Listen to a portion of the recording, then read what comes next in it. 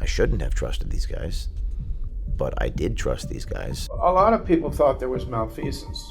I would prefer to say ignorant of those events. I didn't want to know. Nonprofit boards of directors can be very, very dangerous.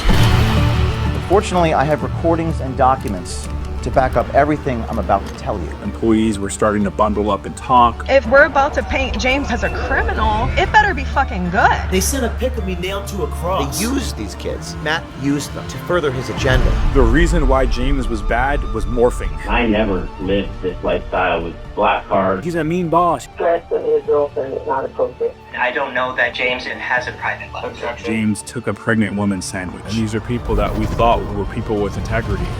Who on the board is in control? Turns out board members are taking money from donors. How much did you invest in each of Matt Tierman's companies? I don't think that's any of your business. We're at the pinnacle of Mount Everest. Are you refusing to answer the question? Yes. The only thing that has changed is that we broke the biggest story in our organization's history. If a board statement goes out, it's fucking over. A week later, everything changed. And it wasn't right.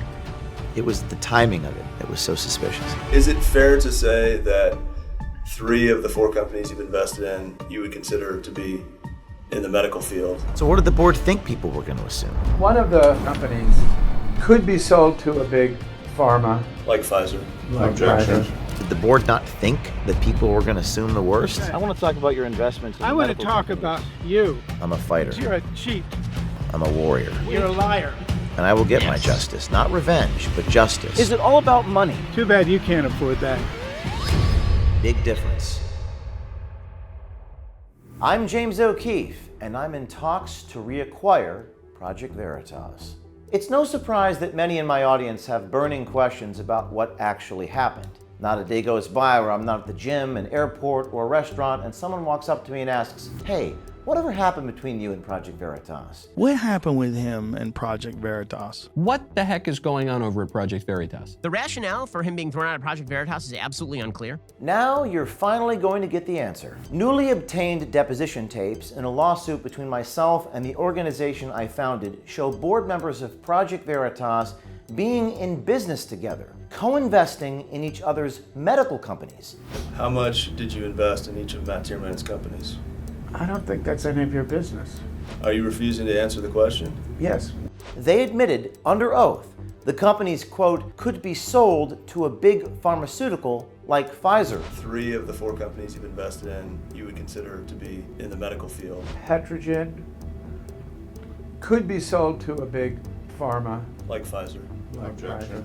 And this was during the time of a string of hidden camera investigations that Project Veritas conducted into Pfizer, with an executive we caught on tape alleging Pfizer engaged in gain-of-function research. The guy had a body cam and it's talking to him, and the guy who works for Pfizer is saying they just had a meeting talking about how they could weaponize these other viruses. Don't tell anyone this going. You gotta probably don't tell anyone. One of the things we're exploring is like, why don't we just mutate ourselves so we could create undeveloped develop new vaccines, right? We recently discovered that Project Veritas board members and staffers weren't just in business together. They were soliciting money from donors to invest in these medical companies and did not disclose that conflict of interest with the rest of the Project Veritas team while they served on the board and signed a conflict of interest policy. How do you define conflict of interest? Oh, I don't know.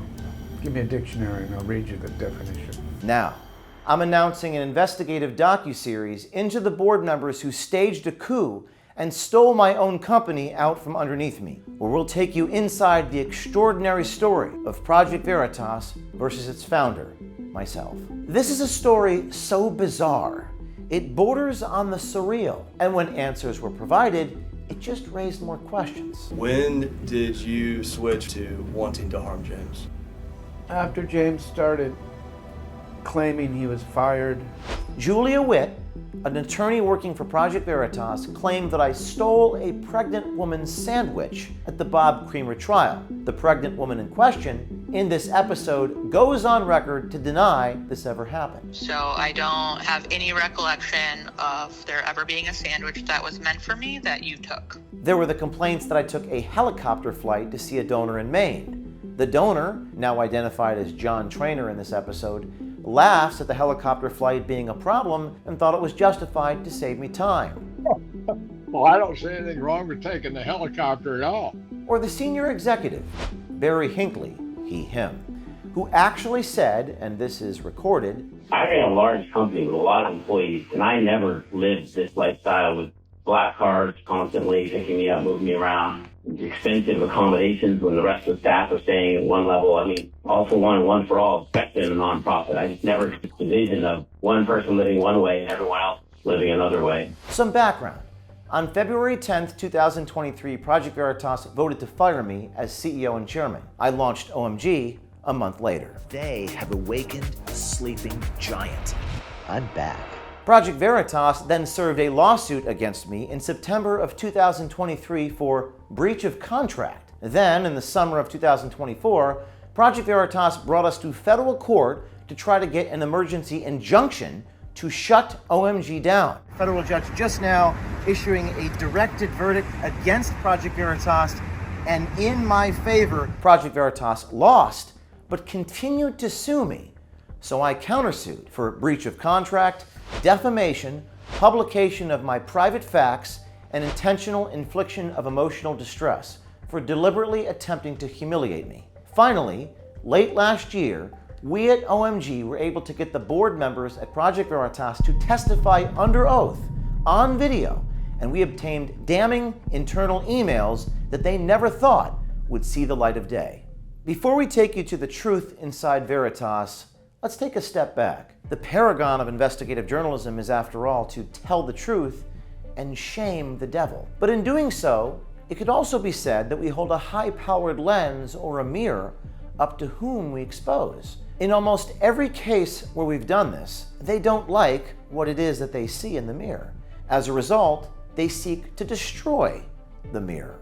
I can't think of a time when a person we exposed was truly remorseful for what they did, showed contrition, practiced introspection, or made a genuine attempt to reform the darkness inside of them. There are hundreds of examples of this. For instance, the IRS official who denied his own identity. Are you Alex Mena with the IRS? No, that's not me. That's not you. The Pfizer executive who assaulted the cameraman and destroyed my iPad. Please unlock the door. The Twitter executive who sprinted away. Why are you running away from us? Sir, what is Elon Musk going to do when he sees this? I don't know. The former FBI agent and DOD official who called me a known fraudster and liar for reporting what he said. Go away, you liar. You're a known fraudster. You have a poor reputation. No one believes you. Go. Or the NGO official in New York who projected at me, "You are thieves, criminals, liars, you steal children." Because you are a bunch of thieves and criminals.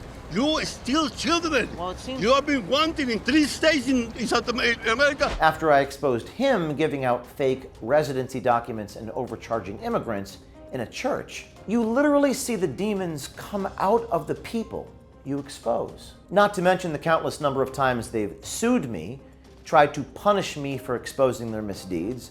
Hillary Clinton operative Bob Creamer and Shirley Teeter took me to trial when I exposed their activities. Or the Joe Biden campaign, who literally forwarded my request for comment about Ashley Biden to the FBI, which then raided my apartment. Or this past month, the State Farm vice president who filed a criminal complaint citing the Illinois recording law. This was the guy who attacked LA fire victims for their, quote, for their ego. It's a desert. The teachers union attempted to get an injunction to silence me and stop me from running a story about a student who is sexually assaulted by a union official. But perhaps the greatest and most ironic attack the mirror moment was when I was removed from my own organization I created. When you were on my board, did you disclose that you had investments in these medical companies? At the time I was on your board, I didn't. When did you begin investing in Matt Timmerman's companies? A few years ago. While you were on the board? Yes, I think I was on the board then. I want to talk about your investments in I want to talk about you. Is it all about money? Too bad you can't afford that. Indefinitely suspended without pay, and then brought to federal court under the emergency injunction to try to silence me. It wasn't enough for them to fire me. The Project Veritas board tried to prevent me from continuing my my work. You see, at its heart, the truth inside Veritas is a story about original sin, about the dark part of human nature, about what happens to an organization taking on the most powerful people in the world. Envy is a disease in our politics, our institutions, our economics, and in our humanity. Envy is the root of all socialism, which can lead to communism, a word used by Callan Erickson, a producer at Project Veritas, who was inside the, quote, revolutionaries chat, which was the chat orchestrated by a faction of employees to stage a coup. We reveal all those messages, and we name names in this episode. The thing about envy is, people form expectations of what others should do for them. And if those expectations are not met, they get jealous and feel entitled. The vindictiveness from Project Veritas board and staff members, who we now know were in business together, is so shocking and so obscene, we actually had to blur some of the messages and explicit sexual imagery that they sent. One image even depicts me nailed to a cross. In one video, the board talks about, quote, carving out James's heart and eating it in front of him. So why did all this happen? It's actually quite common. There is a conflict in every human heart between the rational and the irrational, between good and evil. And good does not always triumph. Sometimes the dark side overcomes what Abraham Lincoln called the better angels of our nature. Now, for the first time, I will take you behind the scenes to show you what really happened at Project Veritas.